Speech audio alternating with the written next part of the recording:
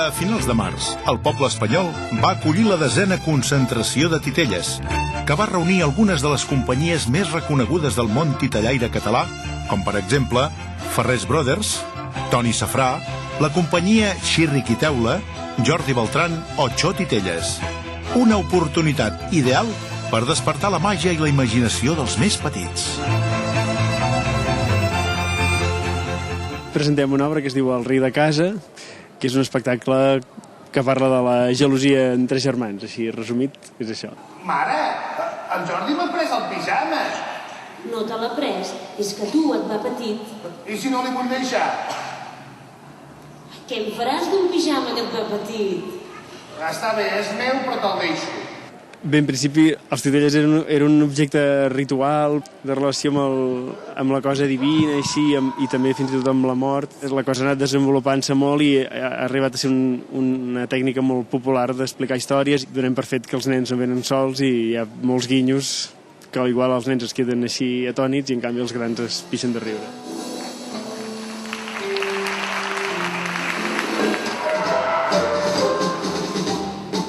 Podeu jugar una estona abans d'anar a dormir. I porta't bé, que tu ets el gran i ell només té 2 anys i mig.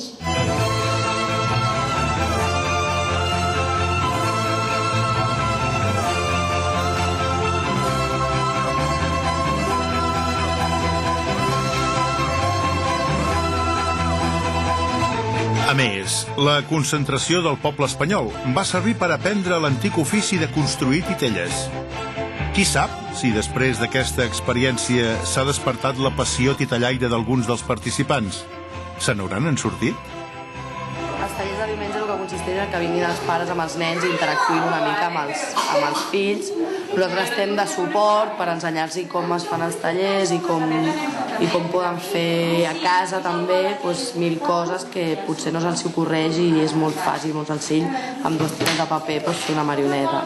Fàcil o difícil?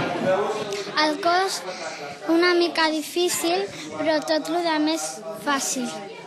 Estoy pegando esto. Y bueno, un poco de día de lluvia y queríamos hacer algo distinto. Y vimos por internet que estaba este taller y luego hay un espectáculo y nos interesó bastante. És una activitat que ens fa molta il·lusió i a més això perquè forma part molt dels orígens del poble. El poble espanyol tenia que haver un espai de titelles d'un artista que es diu Tócer. Aquest senyor ja va morir, però degut a la situació d'aquell moment aquesta proposta es va anul·lar. I a partir d'aquí vam dir, ostres, volem recuperar que hi hagi un espai de titelles al poble, no? I a partir d'aquí vam crear la trobada de titelles.